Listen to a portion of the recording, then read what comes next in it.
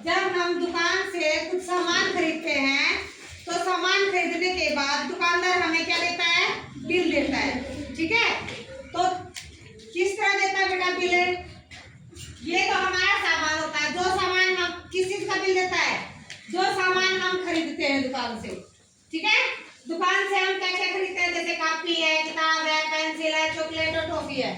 जो भी सामान हम उस दुकान से खरीदते हैं तो पहले उस सामान को लिखा जाता है। ठीक है, इसमें होता है सामान का विवरण होता है। तो नेक्स्ट कॉलम में क्या होता है कि मात्रा, कि हमने उस दुकानदार से किस चीज की कितनी मात्रा खरीदी है। कि कॉपी हमने कितनी खरीदी है, किताबें हमने कितनी खरीदी है, पेंसिल कितनी खरीदी है और चॉकलेट हमने कितनी खरीदी है। ठीक है, मात्रा के अंदर उन चीजों का लिखा जाता है। नेक्स्ट आता है दर। दर का अर्थ होता है कि एक चीज हमने कितने रुपए की खरीदी है। एक चीज का मूल्य क्या है? जो चीज हमने खरीदी है, मान लिया कॉपी है, 2 खरीदी है, लेकिन इस दर के अंदर लिखा होता है कि एक कॉपी का मूल्य कितना है। ठीक है, जब हम दुकानदार के पास जाते हैं तो क्या पूछते हैं? मान लिया हमें चावल लेने होते हैं, सबसे पहले पूछते हैं ना कि 1 किलो चावल कितने, चावल का क्या भाव है। तो दुकानदार बताता है, हमें 1 किलो का भाव बताता है, तब हम उससे ज्यादा चीजें लेते हैं या कम चीज लेते हैं। ठीक है, तो दर में एक चीज का एक वस्तु का भाव होता है। जैसे कॉपी का एक कॉपी कितने की है? 10 रुपए की है। एक किताब कितने की है? 50 रुपए की है।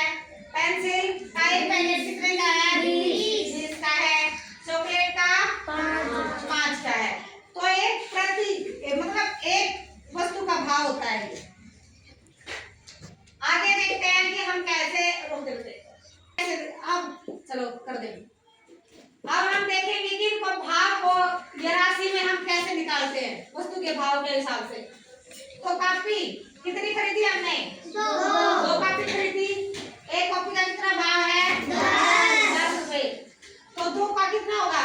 20 रुपए। ठीक है, अब किताब कितनी खरीदी हमने?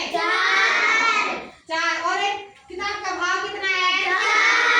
50 रुपए है। तो हम क्या करेंगे, इसमें बुका देती हूँ मैं तुम्हें। 10 गुना 2 = 20। अब है 50 गुना 4, यानी कि 4 किताबों का भाव 50 रुपए, 50 रुपए है, तो कितना होगा? 200 रुपए। ठीक है, अब एक पैकेट का भाव कितना है? 20। 2 पैकेट का कितना होगा? 40। इसके लिए हम गुना कर देंगे। Yes ma'am.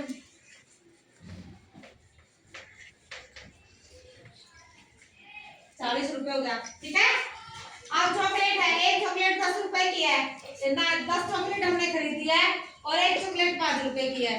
तो क्या करेंगे?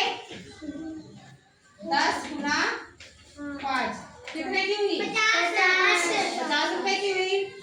अब टॉफियां हैं 2 पैकेट। एक पैकेट कितने का है? 20 रुपए का है। तो 2 पैकेट कितने होंगे? 40। 20 गुना 2 = 40। ठीक है, अब हमने कितने रुपए का सामान लिया? कितने रुपए का हमने सामान खरीद लिया दुकानदार से।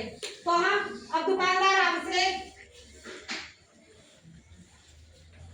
टोटल यानी कुल मूल्य, कुल हमने कितने पैसे दिए दुकानदार को, कितने रुपए देंगे हम दुकानदार को? अब ये रुपए देंगे ना। 0 5 और 4 9 और 4 13 और 2 15।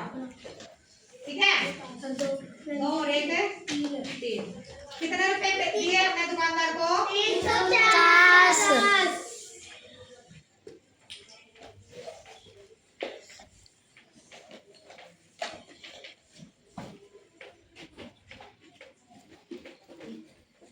तो दुकानदार हमें यहाँ पर जोड़कर 350 रुपए का बिल दे देगा। पता लग गया बिल में क्या होता है बेटा?